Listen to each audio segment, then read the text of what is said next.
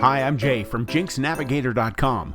This is the podcast where we dig through every issue of the Jinx, the newsletter for magicians and mentalists that ran from 1934 to 1941, and find out how many of its ideas are still usable today. Spoiler alert, just about all of them. A surprising amount of modern mentalism traces right back to something from the Jinx.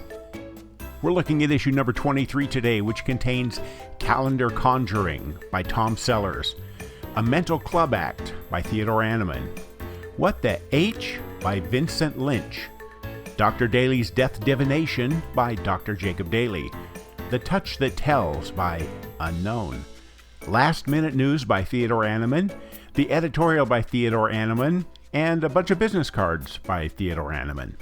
A quick message for performers, both hobbyists and pros.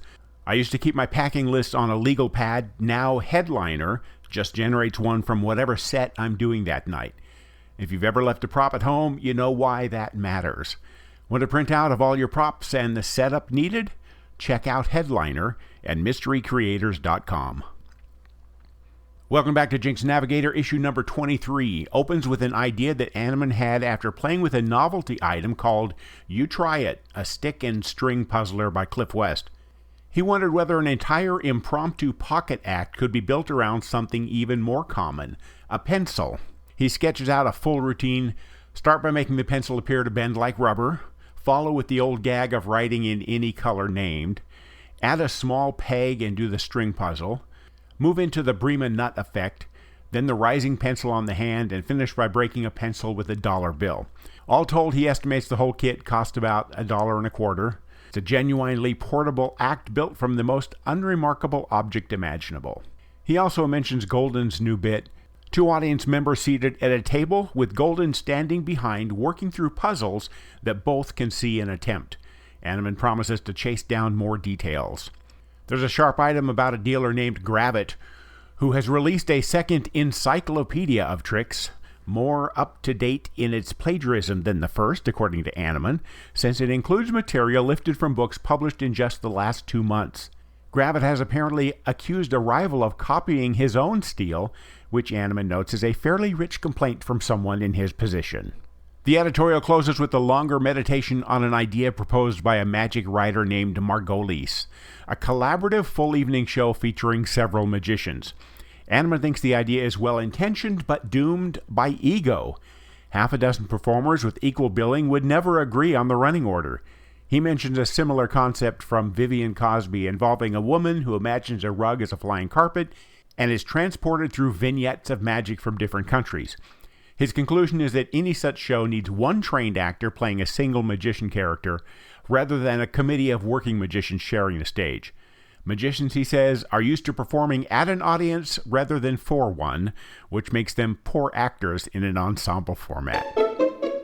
Calendar Conjuring is from Tom Sellers, and it's a genuinely novel category for the Jinx, mathematical magic built entirely around a torn calendar page. The first effect, a helper marks a square around any 4 dates on a calendar sheet and adds them up. From that single total, the performer instantly names all 4 dates. The second, 9 dates in a square, but this time the helper only needs to give the highest and lowest. The performer works out the rest. And the third, 3 dates in a row with just the total needed. Each of these relies on the fixed relationship between numbers arranged in a calendar grid. Once you know the total and the shape of the selection, the individual numbers fall into place through simple mental arithmetic. Sellers rounds out the piece with a party trick for guessing which day of the week a month started and ended on, based on nothing more than the day of the 17th. Annemann adds a substantial editor's note here suggesting these 4 effects be strung together into a complete calendar-based routine, closing with a torn and restored calendar page, and further variations using individual pages burned to a cigarette or vanished into a lemon. Full details at jinxnavigator.com. This next one is from Annemann, A Mental Club Act, and it's the second in his series of suggested full programs. This time a complete 25-minute mentalism act built from 7 previously published Jinx effects, all carryable on the performer's person apart from a small slate. The routine strings together 2 papers and a spectator, synthetic sympathy, the lie detective, 20th century newspaper test, triple coercion, slate immortality, and extrasensory perception.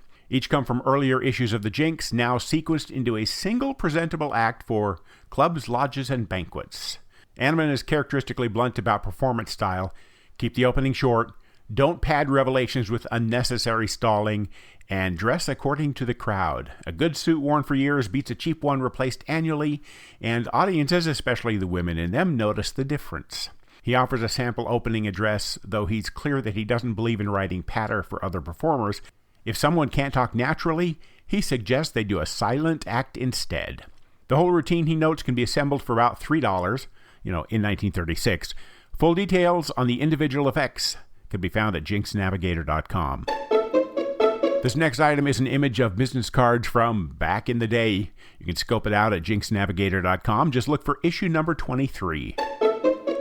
This one, What the H, is from Vincent Lynch, and the premise is kind of unusual. It's not really a trick at all. It's a piece of business designed to look like something has gone strangely wrong. Using 2 decks with opposite colored backs, the performer notices an odd-backed card in one deck. It's an Ace of Spades. Puzzled, he explains that this particular ace seems to keep changing places between the decks, as if something went wrong at the printing plant.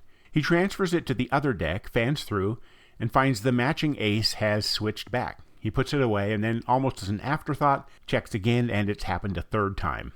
Lynch's method relies on a matched pair of short cards planted behind each deck's Ace of Spades beforehand, which travel together during shuffles and cuts without ever separating.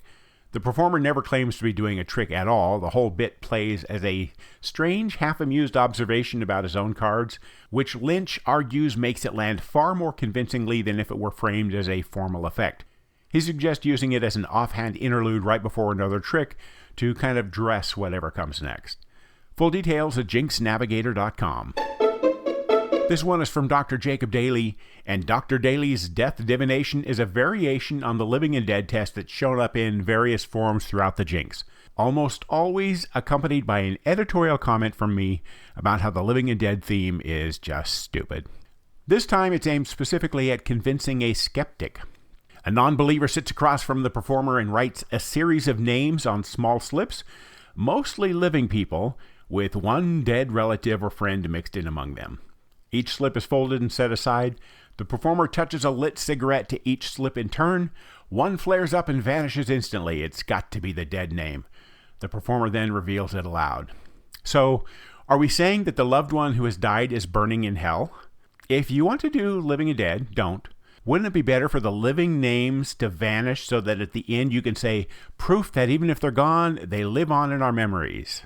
Something like that. Anyway, the real work happens during the moment when the dead name's slip is switched for one made with flash paper and then read while the sitter's distracted writing the next one. Daley calls the resulting effect on a genuine skeptic marvelous, which from a doctor with a reputation for skepticism himself is a meaningful endorsement. Full details at jinxnavigator.com. This one has no attributed author. It's The Touch That Tells, and Annemann admits he's had it in his notebook since around 1928 or 29 and never recorded where it came from. He prints it anyway, hoping the originator will recognize it and reach out. 16 cards are dealt face down in a 4x4 square. A helper takes the rest of the deck, secretly pockets anywhere from 1 to 10 cards, and holds the remainder behind their back. The performer begins touching the laid-out cards one at a time in a seemingly random order. Each time a card is touched, the helper brings one card forward from behind their back and adds it to a face-down pile. This continues until the helper announces their last card has been played, and at that exact moment, the performer's finger happens to be resting on a card. Turned over, its value matches exactly how many cards the helper had secretly pocketed. The mechanism for this is a specific arrangement of 10 of the 16 tabled cards, touched in a fixed sequence toward the end of the count that guarantees the finger lands on the correct value, regardless of when the helper stops. Full details on this are at jinxnavigator.com. This closing item for issue number 23, Last Minute News, is largely somber. Bob Geisel's father passed away on July 14th in Toledo. He was, Annemann notes, the oldest druggist in the state of Ohio, and much of Bob's own knowledge came from that close association. U.F. Grant's mother also died this month in Pittsburgh, Massachusetts at the age of 79.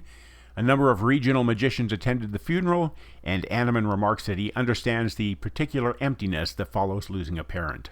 On a lighter note, Syracuse, New York has a new magic club forming to be called the Black Cats. Harry Blackstone has been running a weekly exposure column in the Buffalo Courier-Express. Annemann notes dryly that Blackstone, like every exposer, is careful never to expose any of his own program material. And Tom Worthington of Baltimore has a 25-year collection of personal letters from Howard Thurston and several of his wives being bound into a permanent book, which Annemann calls a genuinely rare item. That's it for this episode of the Jinx Navigator podcast. To see every article in every issue of the Jinx, go to jinxnavigator.com and sign up. It's completely free. And once you're there, use the contact form to let me know what you think of the show, good or bad. I'm Jay Jennings, and I hope you'll join me next time for issue 24, which includes one of my favorites, Mirror Skill by Stuart James. Thanks for helping spread the word, and I'll see you next time.